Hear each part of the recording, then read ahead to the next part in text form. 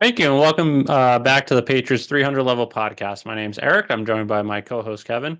Welcome back after a little hiatus to start the offseason for our 87th episode, where we'll be recapping the Patriots offseason moves, some of the acquisitions that they made, some of their departures, and discussing what other additions they need to make before the start of the season. As a reminder, you can follow us on Twitter/X and Instagram at Pat's 300 level pod for up-to-the-minute updates and commentary on news of the day. Kevin, second straight offseason, Patriots were one of the leaders in cap space going into the free agency. I know last year everyone was a little disappointed, but we were told trust the process. Process turned out to be shit. Um, they didn't really do anything except sign their own guys. Yet a lot of the people that they signed seemed to be the wrong guys. Um, Ended up with Drake May in the draft, which is good, but other than that, pretty much the whole last offseason was a disaster. What are your thoughts so far, at least through the free agency period so far? I know we're still about a month away from the draft, but what are your thoughts so far and how they've done to address the roster? I think they've done a decent job, especially after today's news. It definitely helps it go in the right direction. I think what they did focus on a lot was well, they definitely focused on a lot was defense, Yeah, and everyone knew that they had some holes there that they had to fill. Their defense regressed last year yeah, after kind of what they played like the year before, and you did see a lot of lack of kind of accountability from that side. And I think you're going to see some more moves that are made as we go on throughout the offseason, maybe training camp. So I don't think they're done there with yeah, I don't think the roster that's there now is going to 100% be the everyone's still going to be there. And we'll get into that in a little bit. And they definitely improved their defense a lot. They yeah, adding we'll get into each signing, but between Milton Williams and Carlton Davis alone, I think that really improves them a lot. And then the thing that we're all looking for really is we went into this offseason like we did last year saying they need to have a wide receiver or two, and then they need to have a left tackle yeah. and possibly right tackle. And they ended up solving the right tackle, at least for the next year or two, with Morgan Potentially. Moses. Yeah. They don't have a left tackle still, and they now do-ish have a wide receiver by adding Stefon Diggs. Um, it'll be interesting to see kind of how that goes forward. But Yeah. I think they did about as good as they could have done. They have done more at the wide receiver front. Could have they gone for like Metcalf or who was the other guy? There's a few guys that went out there that were Like T. traded for. Higgins, but he ended up Mhm. re-signing. There's Debo to the Oh Commanders. yeah, Yeah. Debo, Metcalf, that sort of thing, where they weren't high priced items. Again, I don't know would they want to come here. Is that Yeah. thing? Metcalf did mention on a podcast earlier in the offseason how he didn't want to go to New England because the weather was terrible. Yeah. He ends up So going to Pittsburgh, which yeah, you could so argue has worse weather, yeah, but and they don't have a quarterback right yeah. now. Yeah. It's likely probably going to be Aaron Rodgers of anyone, but that's really the only other spot for him if he does play. Maybe Um, Cleveland, but hmm So he might have a quarterback, but yeah. The other thing with Metcalf too, we can get into that now, I guess, and then we'll get into the different players. yeah. Is there are some concerns just about his. He's a really good wide receiver, but is he a good route runner? Is he a good Yeah. fit for this scheme? Is he the best type of person to be around for this type of locker room environment we have, where they're trying to build the culture and they're Yeah. trying to get a team that is a hard fighting. They practice well. They're really studied up. Is he that type of guy to set that culture? There's a lot of people saying that he wasn't that type of player in Seattle. They Yeah. kind of got But by. I feel like you can't make that argument for not getting Metcalf, but then sign Diggs and be okay with Diggs. I Mhm. think Diggs is more of a diva, more of someone that complains if he doesn't get the ball. Granted, the contract situation's a lot different. It's only 26 million Hmm. guaranteed. Yeah, it's 23 million a year versus I think Metcalf's is 30 million a year, so 7 less million a year. But also it's much less guaranteed money. Again, Diggs is Well, the also an other older thing too player, with but Diggs is that he's a better route runner than yeah, Metcalf is, yep. so it But fits that in actual more. culture Hmm. aspect, I don't think you can say it's good that they didn't get Diggs and then go around and sign, or it's good they didn't get Metcalf and then go Hmm. ahead and sign Diggs, who has been Oh, more of a locker room I issue. still would have gotten Metcalf too. Yeah, Like yeah, I would have, I really kind of would have thrown that up against the wall and said, let's see what happens. Because like yeah, the other thing too, where everyone's saying like the thing with it wouldn't fit in the Josh system. The Josh system isn't going to be the same thing that we saw 5 years ago with Brady or yeah, however long it's been now. More than five yeah. years ago, 6 years ago. It's going to be more simplified. He's going to have some wrinkles in it to make it a little bit newer, and Hmm. he's a really smart offensive coordinator. He would be able to fit him Yeah, in different ways. So he wouldn't have him run these crazy option routes and stuff like that that requires a lot of like mental capacity. He'd be able to fit him in. I would have done it. yeah, They did go after Godwin. Godwin, they did offer the supposedly $20 million more, and he wanted to stay in Tampa. I yeah, can't really blame him. Like he's at near yeah, the end of his career, and I would rather stay in Tampa than come all the way up to New England, just personally. Like yeah. the weather is much better. I love Tampa. Um, he likes the team. He likes Baker. And realistically, is it really $20 million more? Not really, because of there's no income tax down in Florida versus one of the highest income taxes here in I Massachusetts with think the with the millionaires millionaires tax. tax, it's like 9.1%. I could be wrong, but it's Hmm. around that ballpark. Hmm. So it's not really $20 million he's leaving. It's probably, I don't know. I can't do the math in my head, but 13 million, maybe, maybe yeah. maybe 13 max. Hmm. So that's another thing. And then the other thing that they wanted to go for was Ronnie Stanley, tackle from the Ravens.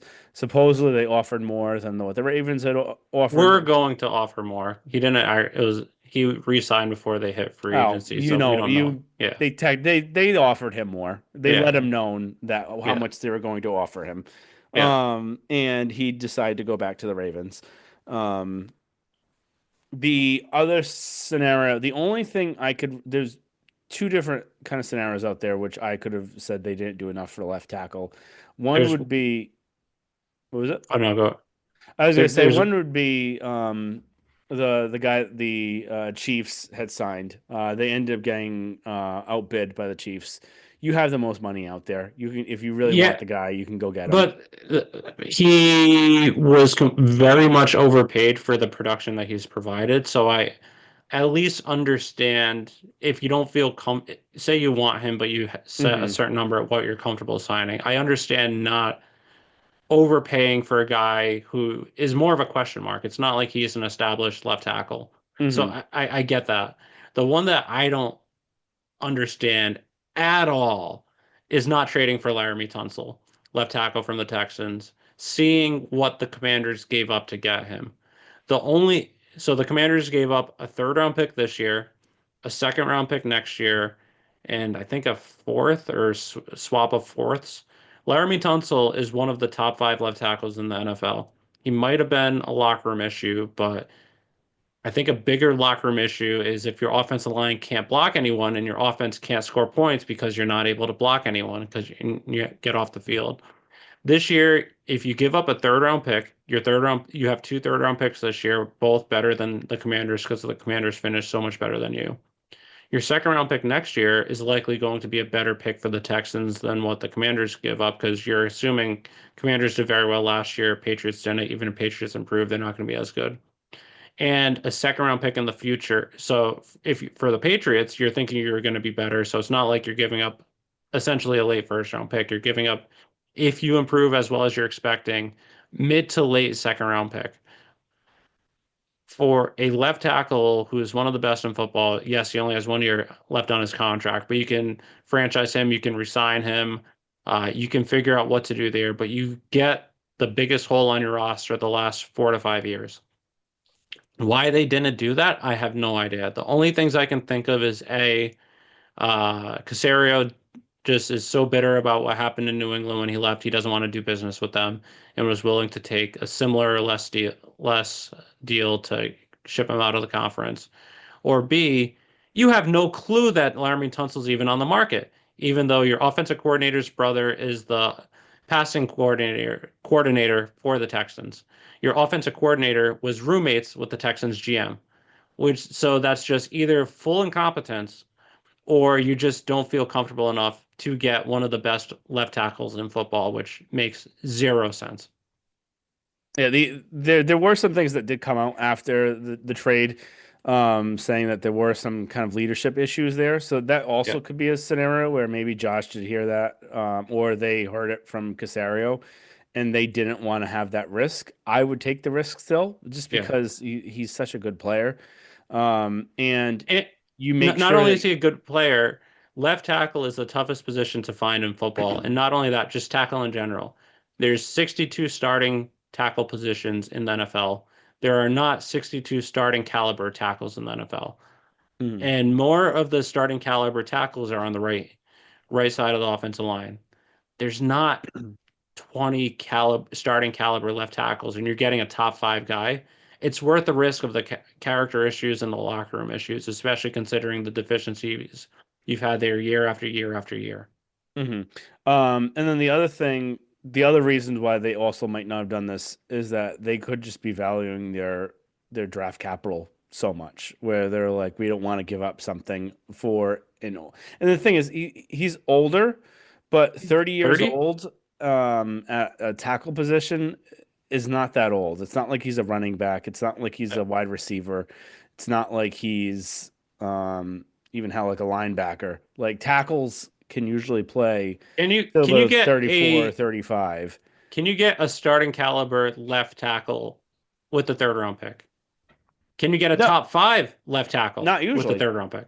And not No. even usually with there was a stat out there that broke down left tackles by where their draft position was, Yeah. and pretty much to get anyone that's capable and very good, they have to be in the first round. They're usually in the first half of the first Yeah. round. Um, so the odds There that are definitely there are Mhm. exceptions. What's his name? Nate Soldier was a late first round pick. Matt Light was a second round pick. So there are exceptions, but for the most part, it's very, very unlikely you're going to be able to get a starting caliber left tackle, let alone a top five left tackle Mhm. with that third round pick. And you have two third round picks this year. It's not like it's Mhm. just one third round pick and then you don't pick again till round five or six. You have two third round picks. You can part with one of them. Yep. No, agreed. All right. So we've Other than that, I didn't really get a chance to talk about much of the free agents yet. I've been a fan of what they've done this offseason, again, outside of the Laramie Tunsil issue. For the tackles who hit free agency, there a lot of them, especially left tackles, weren't even close to worth the money they got. Again, you still have to fix that position. You can't go into the offseason or you can't go into opening day with Vidarian Lowe as your starting left tackle. Again, how they fix that going forward, I don't know outside of in the draft.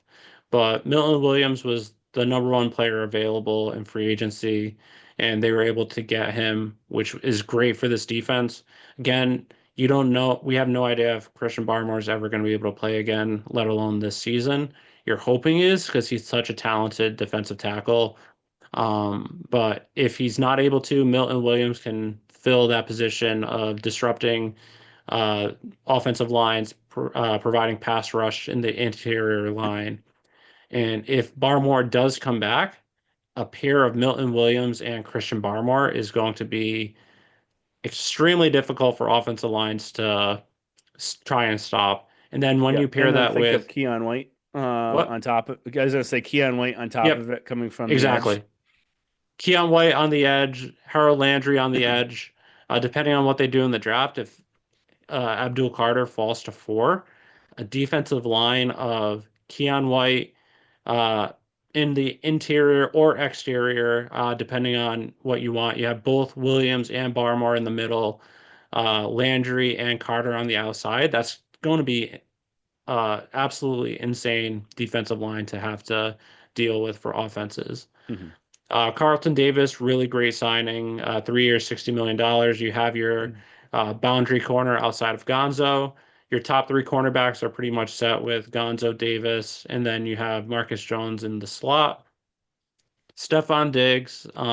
Again, I would have liked a better or wide receiver one that's in their prime. But Diggs was playing well before he got hurt. Again, he is a little older, going to be 31, coming off an ACL. 3 years, 69 million, which is only 23 million AAV for a top wide receiver. Again, I don't know if he's top anymore, but that's a good value and only 26 million guaranteed. So when I initially saw the numbers, 3 years, 69 million, I thought it was a little high for someone of his age coming off an ACL, but looking at the guaranteed money, Yeah, it the seems guarantee like of 26 million, it's yeah, not. And then you really that's a good basically have him contract. for basically a 1 year deal Exactly. guaranteed. And Yep. if he does produce really well, you keep him. Yep. You may want it restructured and get more Yeah. guarantees, but somewhere along the lines. And if he doesn't work out, or you kind of want to move on, you find someone else, Yep. it'd be an easy kind of walk away. So it'd be a nice kind of um, get going kind of thing Yep. for Drake May. And they have the cap space too, so Hmm. it's not that big of an issue. Yeah. And that's Robert the other thing Spill, too. They have to spend money because they yeah. literally actually have to spend it to hit that 90% threshold between the 3 year mark because they were so low last year. They didn't spend that much even before the Diggs part this year. Yep. So they have to spend the money this year and next year. So that's actually another thing where they have the money to spend, they should spend it. So Yep. No, I agree. Robert Spillane, linebacker, 3 years, 33 million. I actually like the signing a lot. He played 1 year in Tennessee with Vrabel as an undrafted free agent. Last 2 year or McDaniels brought him into Vegas, played with McDaniels for 6, 8 games before McDaniels got the axe, but played very well in Vegas. Was started every single game the last 2 years. 148 combined tackles in 2023, 158 combined tackles in 2024, was a captain. Uh, 3 interceptions 2 years ago, 2 interceptions last year. Seems like the perfect caliber linebacker that you want for this defense and knows the defense that Vrabel plays as well. So I really like that signing. The way he plays is more old school linebacker, which is something that this defense needs to help set the tone. At center, Bradbury from Minnesota, who started every game for them the last, I think, 4 or 5 years. They needed a center because they ended up cutting David Andrews. Sad to see Andrews go, but it's not totally unexpected considering I just his. don't get the reason for it now, where Yeah, no, I agree. I think that especially for the amount of money that he's being paid, they could have Mm, easily still signed Garrett Bradbury and kept Andrews and see how Andrews was going into training camp and give it a shot. Just because yeah, Andrews is probably one of the best leaders they've had in years, yeah, and is a tough player. He's played through a lot. He specifically got the surgery last year to kind of prolong his career. And again, mhm, who even knows if he might even be able to play because yeah, the injury he had was it's the second rotator cuff injury, and I can't remember if it was. I think it was this one. Like the muscle came off the bone, yeah, so they had to reattach and do some weird, funky things. So who yeah. I even think he knows had if an he's gonna? experimental surgery too. Yeah, so who even knows if he's even gonna be able to play? But I would have given him a shot. And then the other thing Yeah, is he knows Josh, and he knows Josh's system and offense, and he's probably one of the best players to have out there to teach Drake some of the stuff as a player's perspective. Um, so I just don't get that. It does seem like they're kind of cleaning house too of all the yeah, like previous captains. Again, I don't think Andrews probably would have as much loyalty to Mayo as some of like the defensive captains would, especially since the loyalty he had to Bill. yeah, Um, but it's kind of yeah. sad to see him go for that. Yeah. Yeah, the only thing I can think of is they probably knew Bradbury was going to get caught and they were planning on signing him. And with his injury, probably assuming it's very unlikely he's going to play. So might as well have Bradbury start as the projected Hmm. starter, get all the reps that you need. And then you're kind of doing David a service of cutting him early so that he can potentially catch on elsewhere, as well as not demoting him or not giving him a fair chance as center. So that's the only thing I can think of, but I would have agreed like to see him. He's been one of my favorite Patriots, just his attitude, his leadership. So moving on, another signing that they got was Morgan Moses, who helps solidify the right tackle position. He started most games this past year. I think he missed 3 games, but he had a lot. He had several injuries, but was willing to play through it. Yeah, he missed 3 games this past year, but he had some pretty massive injuries and still played through it. He's tough, wants to play. He can be a pretty decent option at right tackle, which is something you didn't really have options of. Also, by getting that right tackle, you're able to move a when you to right guard, which is he's better at. So you're assuming the offensive line stays where it is right now. You still have a huge question mark at left tackle. Left guard, you have whoever wins the competition between Cole Strange, City So, and Layden Robinson. At center, you have Bradbury with potentially Strange, maybe competing for that center spot. You have Onwenu pretty much locked up at right guard. You have Morgan Moses pretty much locked up at right tackle with Caden Wallace as a potential player who, if he develops this offseason, maybe he competes with Moses for that job. But it helps solidify that offense, and it really only leaves one glaring hole at left tackle. Wide receiver, they also signed Mac Hollins. Up until the Stefon Diggs deal, he was the top guy they got, which isn't really saying much other than the fact that he's pretty much torched us the last couple of years. But 378 yards last year, five TDs. It seems like all of them came against the Patriots. Uh, then they signed linebacker Jack Gibbons to 1 year contract, who played for or Vrabel in Tennessee. They signed offensive guard Wes Schweitzer from the Jets, who started 62 games in the NFL at both guard positions, so helps provide interior depth at guard. Probably won't make the roster, but at least provides some potential depth option. They signed Marcus Epps to a 1 year contract, who's a safety previous with the Raiders.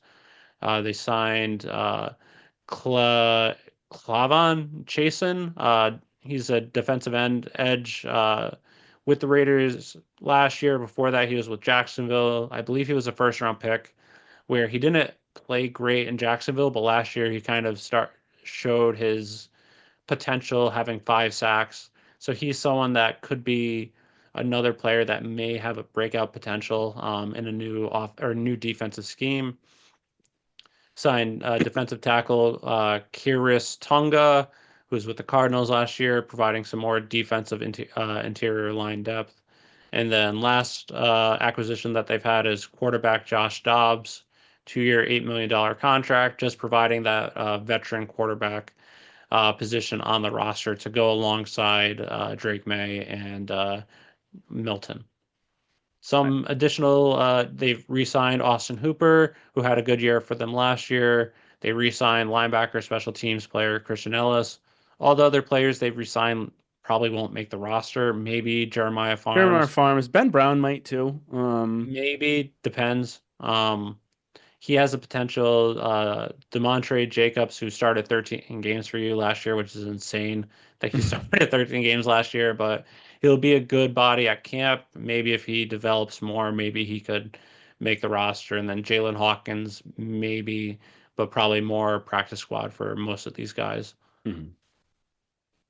All right. Uh, Oh, you gonna say something Any else? any other words, comments on the acquisitions that they made? I really like a lot of them. When you look at them, looking at the whole picture, they help provide depth. You add a lot of quality, good starters, which this team definitely needed. Hmm. Mostly on the defensive side, but a few on the offensive side as well. What are your thoughts on just overall, as well as any specific players that I mentioned?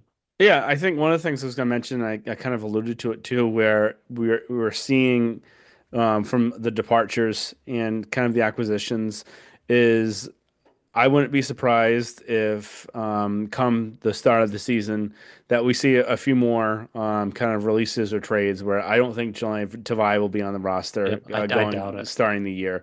I don't think Bentley is going to be on the roster, I don't either. and then I don't think Good Peppers is going to be riddance. on the roster. I think I think Peppers has a good shot. It's just it we just saw how they I was gonna say we've seen how much they've wiped out every single captain that's been on the yeah, team. Although Peppers wasn't a captain to end the year because of the his whole kind of yeah, indiscretions, but and then the other thing too is I just don't think Bentley really fits into Vrabel's scheme as much yeah, as he did in the Patriots scheme, where he uses a lot more athletic linebackers and faster yeah. linebackers, and Bentley's not that. He's that older style linebacker, Hmm. and I just don't know how good of a fit it is. There was something I did see that he did lose some weight this offseason to try and fit himself into Vrabel's scheme. So maybe that's Yeah, why he hasn't been traded or cut yet. But with just the amount of linebackers that they've acquired, yeah, there's going to be some people gone. yeah. And Agreed. how big their safety room is. Someone's going to be an odd person out. Um, Not necessarily. I mean, I feel like Duggar is probably safe because of the contract he signed. mhm, Peppers, it depends. There's the off the field stuff, which could be an issue, but he still was on the roster after that happened. mhm, We saw how good he was 2 years ago in 2023. Again, it's a different system or scheme, mhm, but it's not drastically different either. Where Vrabel, I'm sure he sees his potential, how well he played. He can fit or adjust the defense to your best players, which Peppers was your best player in 2023. mhm, So again, I think it could be possible seeing how they keep axing more and more captains, but I would be more surprised if he is compared to some of the other guys because he mhm. is one of your best talents on defense. Yeah. And then the other thing I was going to mention too is that just looking at pretty much all these signings, for the most part, except for Milton Williams and now Stefon Diggs. Um, if anyone was really fearful of Matt Groh and Elliott Wolf having like full control and being really responsible, this is the opposite of that. All these players have had backgrounds with either Vrabel or Josh or any of the other kind of coaching staffs. Diggs does to an extent too because Josh's brother was the Yeah. passing game coordinator for the Hmm. Texans. Yeah, so he has a kind of 6 degrees of Kevin Bacon with Josh. Yes. And so pretty much everyone except for Milton Williams has some sort of relation to one of them. Yeah. And they did the complete opposite of what they did last season. And these are all the type And of players that Vrabel wants and yeah. kind of goes for his system. Uh, One thing with last season though is you can't sign people uh if based on your coach's recommendations of playing with them if pretty much all your coaches are in-house or yeah. incompetent, which the only guy that they signed with prior experience is Elliot Wolf signing Taki Taki Hmm. over Mac Wilson, which was horrendous. But Hmm. Um, so yeah, there's that, and then just everything that's really been said. It's the press conferences. They've been laying it on so much to try and say it's a collaborative thing and thanking Elliott and the whole player personnel. And you could tell, the amount that they're talking this up is definitely trying to just give lip service to say like, oh, I don't know. Elliott's not. It still worries me a little bit because I feel like they wouldn't. It would just be more of Vrabel doing it and having Wolf in the background. It does worry me a little bit that Wolf is at everything because I feel like if he was going to be gone, he wouldn't be at everything because it's going to be a stark difference with, or say, he's at every single press conference, he's talking to the media, he's at the draft, etc. And then Mhm. post draft, he's just gone. I feel like if he was going to be gone, he wouldn't be doing all this stuff right now. It would just be Vrabel saying, it's my show, Elliot's here helping out, blah, blah, blah, blah, blah. So I am still worried about that a little bit. I'm not concerned. I think one thing is that too, they don't want to have to do the whole Rooney Rule thing again. So they don't want to make it seem like it's clear and obvious that Wolf isn't running the show. I wouldn't be surprised if Wolf is in his capacity for the next year or two, but I don't think he's going to have I any don't think sort you of have to do power. the Rooney Rule thing unless you specifically give that title. That's the thing is No, Mayo they was have to big. have someone according to league rules they don't have to have the title of GM, but they have to have some sort of like player personnel thing, and Oh, then is they that need why to it go. was just always Bill, so he never had to do the role? No, they had they were like there was like Matt Groh, and actually I don't know if Bill might have actually had it, so they I might not think have needed Bill's to. specific title was GM, Yeah, so that they didn't have to go through those yeah, they might rules. not have, but they have. Yeah. If you hire, you have to have someone listed as that. Okay. So if Elliot Wolf were to leave, they would have to do the whole search and all that That's sort of fair. thing. And the amount that they've kind of skirted through the Rooney Rule recently, they might not want to do that again. Yeah. And the other thing too is you're paying Elliot Wolf regardless if you fire Yeah. him, if you keep him. So, and I think what his kind of role is going to be more of just the craft kind of personality in there, Yeah. where they got rid of Robin Glazier.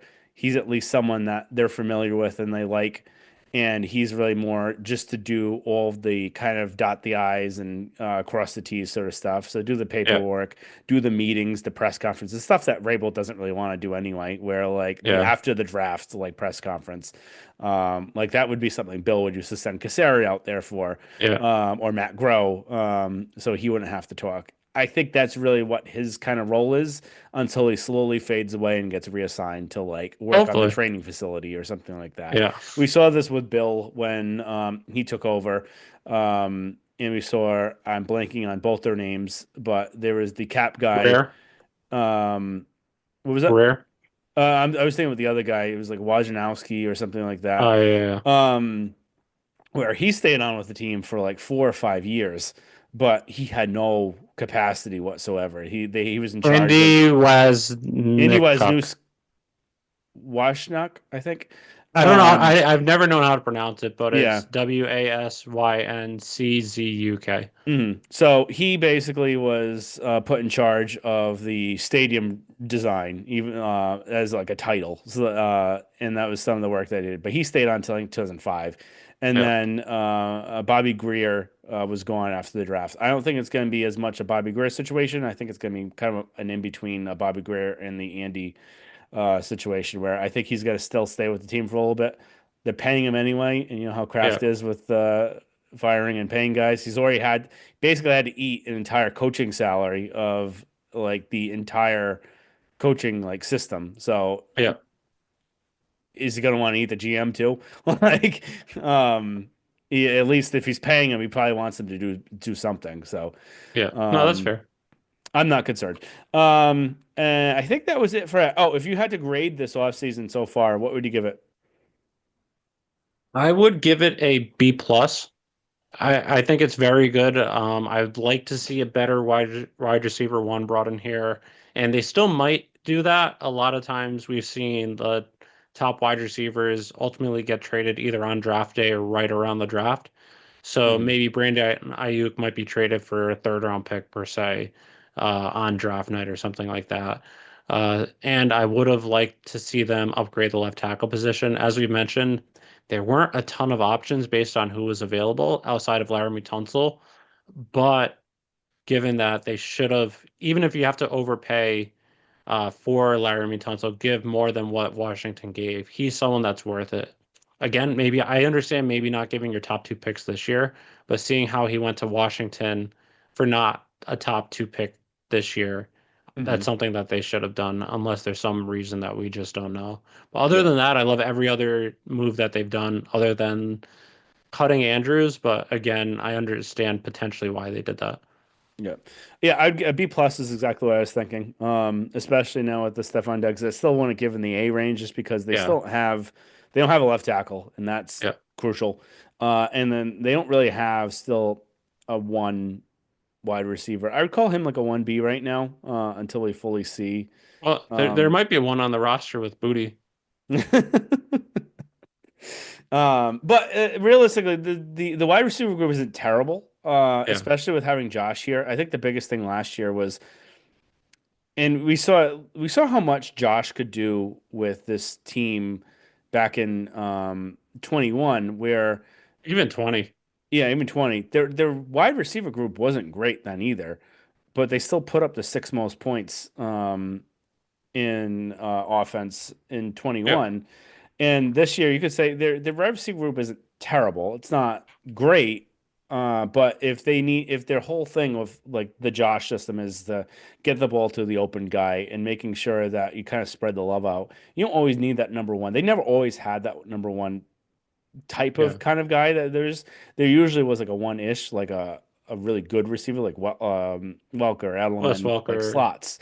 Yeah. So that would be something where I think like Pop can is really going to benefit this year by having Yeah. Josh because um, they had no idea how to use him last year.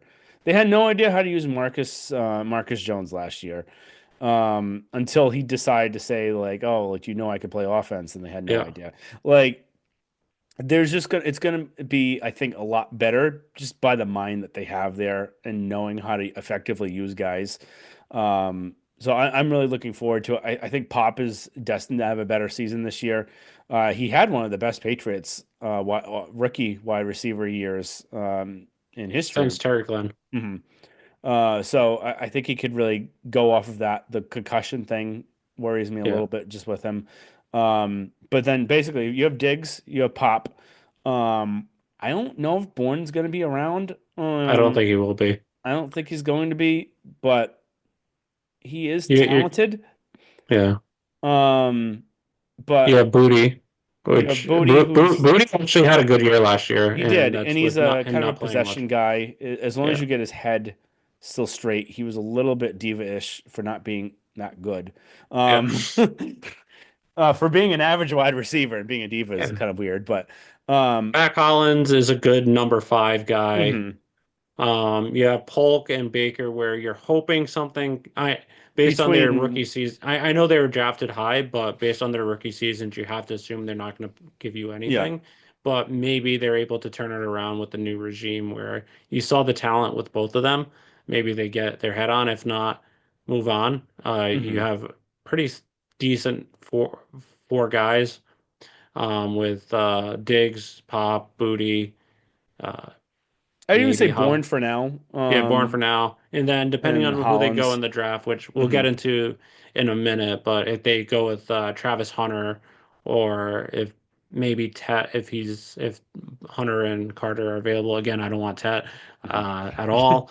But if he turns out to be like a DeAndre Hopkins type player or something like that. hmm But we'll have to see. It's still early, like you said, especially with most wide receivers being traded around the draft where something still could happen.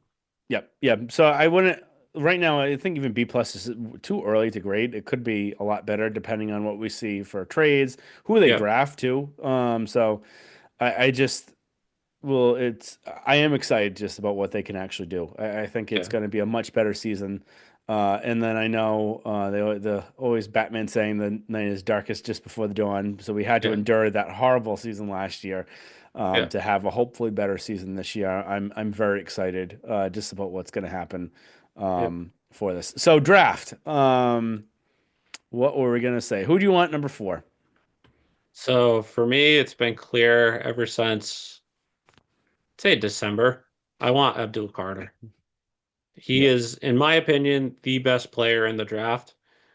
He should be going number one. I understand teams that need quarterbacks. Quarterbacks are more important. So I'm hoping he falls to number four. It's looking like Cam Ward's going to go number one to the Titans. And then two and three are question marks. Are the Browns going to get a quarterback? Are they going to go Travis Hunter? Are they going to get another edge in Carter to go opposite of why am I Miles blanking Garrett. on? Yeah, Miles Garrett.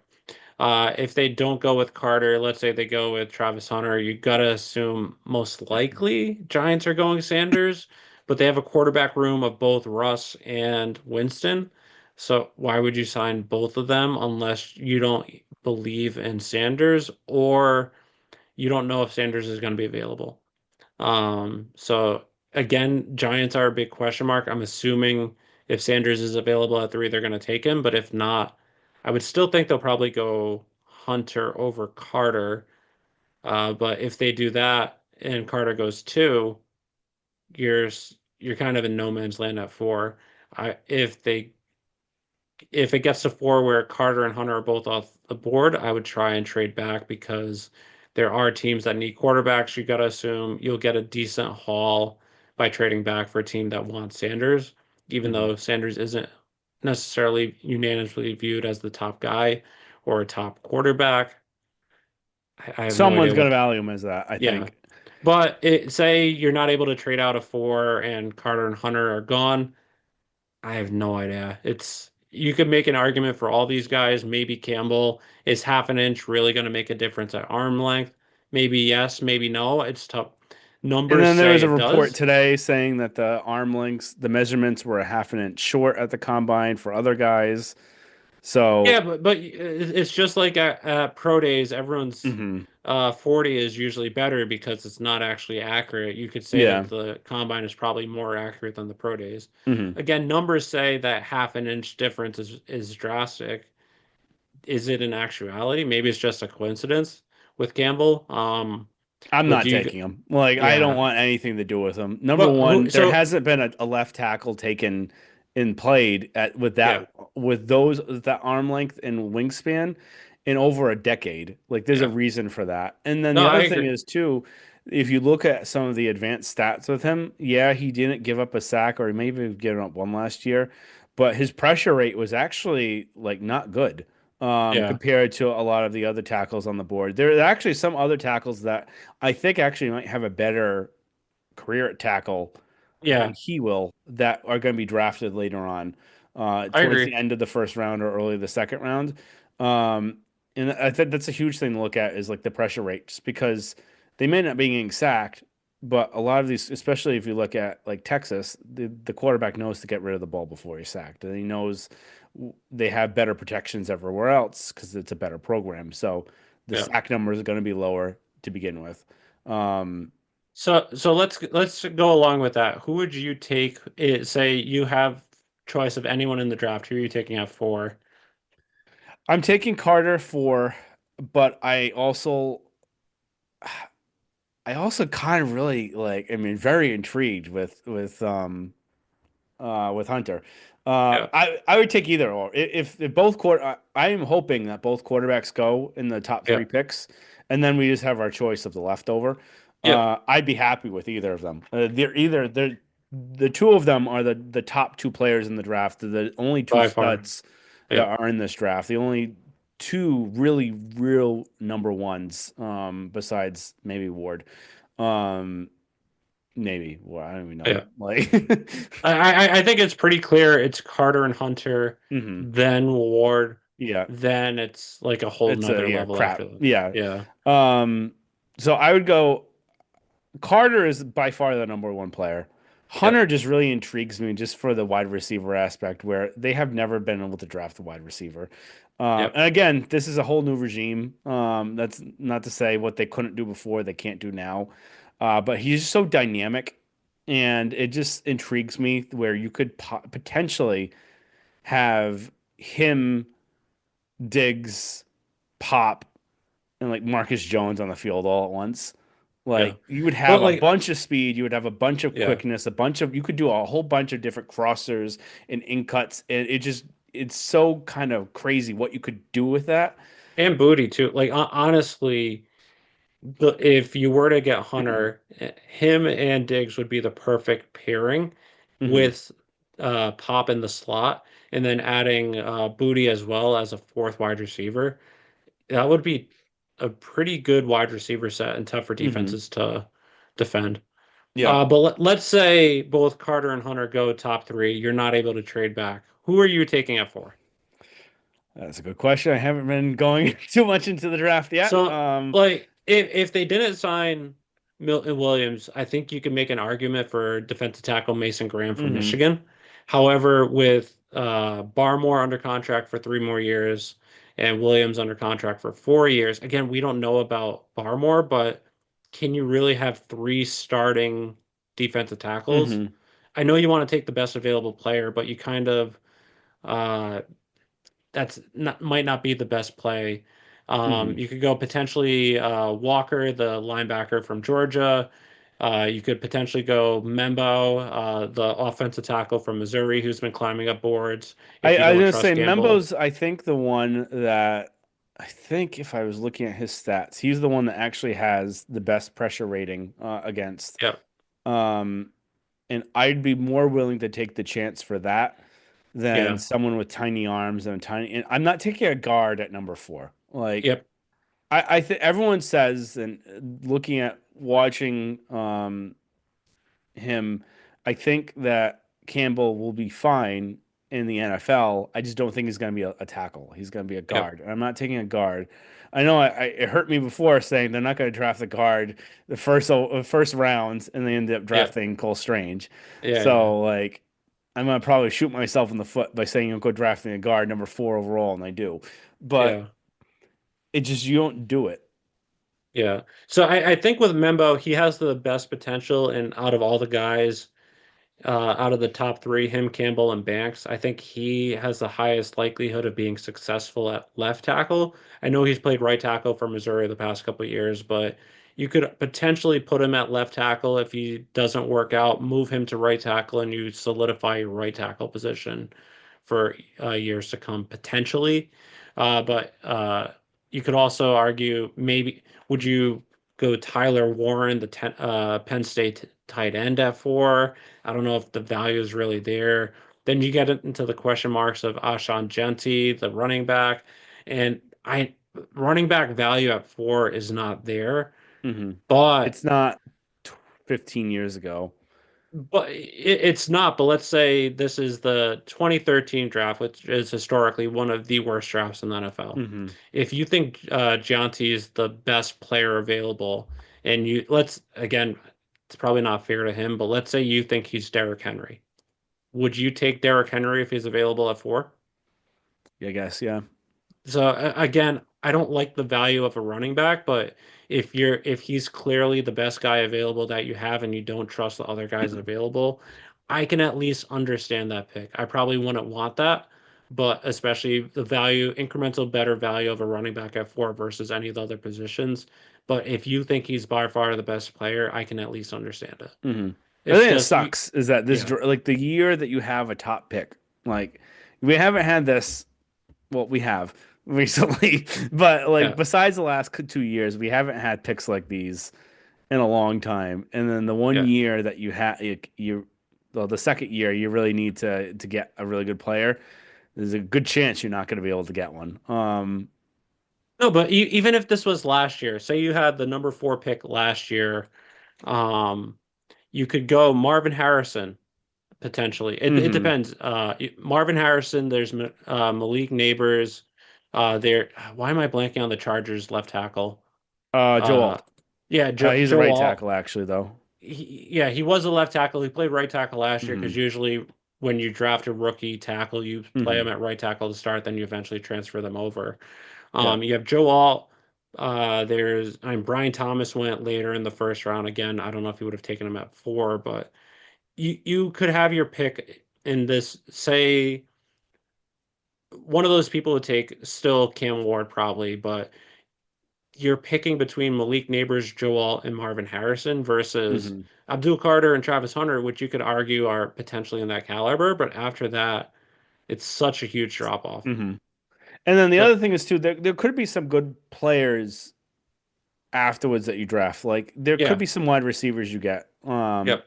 late first round, early second round that have some And potential, but yeah, they're not it's that like clear cut. It's gonna yeah, work type of player. definitely. And the thing with this draft is it's kind of sucks after the top two guys on the board, all the way up until like late in the first, early second. That's where the value actually is because a lot of people are saying the person you get at 40 is similar to the person you can get at 20. So Hmm. you can still get a very good player at 38. If there's a guy you really like that's still on the board, you can potentially still trade up into the first round where you get that 50-year option and you make sure you get the guy that you want. But still, you could be leaving the draft with a really good player taken at 38, especially if you're able to pair them with Carter slash Hunter at four. Hmm. Yep. So, best thing is we hope that two quarterbacks go in the Yep. first three picks. I still think the Russell Wilson and the Jameis Winston signings don't preclude them from drafting Yeah, Sanders. I agree. Just because they're both 1 year. I think Winston was a 1 year deal. I know Yeah. Wilson was. Winston Um, might have been a 2-year deal, but that Actually, doesn't. I think you're right. I think it was 2 years, $8 million. Yeah. But that's backup money. Yeah. And then Wilson's a 1 year deal. Realistically, you're trying not to start your rookie quarterback to begin the year. Yeah. So maybe, and then the other thing too with Wilson, you have no idea. I think he's cooked anyway. Yeah. Um, but if you get him to start the year and then he kind of starts to fade off, and that's when you throw Sanders in there. Yeah. I think that the thing is they're trying to just get as many quarterbacks as they can because they know that this is probably their last year. Yeah. Um, if things don't get turned around, uh, Yeah. or at least have a glimmer of hope. Like if you And then draft, you have Tommy Cutlets as your fourth option. yeah. So if you have Wilson and Winston, you're able to kind of get something to go through. Yeah. Uh, And then if you were able to draft Sanders, then you can have a little bit maybe more time with Sanders. Whereas Yeah. the thing is, they don't want to leave themselves hanging where, let's say they can't draft Sanders. Let's say the Browns draft him, then you Yeah. have Then no you're one, stuck with no one. and Yeah. then they're fired. So like Yeah. they needed someone. So Other than Malik Neighbors putting up historic fantasy numbers, but yeah. um, but yeah, so I think that it doesn't preclude them. I don't know if I just don't know if Sanders would put up a fit about going to Cleveland. So that would stop them from drafting them. yeah. Um, but we'll see. I'm very hoping that we are able to get one of the two. All right. Yep. This Agreed. episode's kind of going on for a little while. And I think we'll wrap it up here. We do plan on having kind of a maybe a pre-draft podcast, depending on Yep. if we can get a guest that is a little bit more kind of into the weeds than we are for this, and kind of get some highlights there. Or we can even go through some of them too. We'll watch some film and kind of learn up some more of these potential draft picks, and hopefully have a good player to pair on top of Carter and Yep. or Hopefully, we're leaving the or draft with Hunter. three potential starters this year. Hmm. That would be the dream. I at least one, but hopefully three Yeah. that Well, are either yeah, because starters or realistically, major. no, the first round pick has to be a definite starter. Yeah. Second round pick has to be someone that can contribute pretty well, and third round pick is where they maybe contribute half a season. So Yeah. that's what you got to look Again, yeah, the third round pick, the first one's like a late second, so you're hoping that for. maybe you Hmm. can get someone that can start at least a handful of games or be a Hmm. contributor, even if they're not starting. And then they have two third round picks, so hopefully trade one of them for a starting caliber wide receiver or someone like that, and then you use the Hmm. other one you have to draft a impact player, whether they're a star or just contribute off the bench. All right. Well, thank you everyone for listening. Look forward to talking to you guys next time, and make sure you subscribe, rate, and review. Thanks.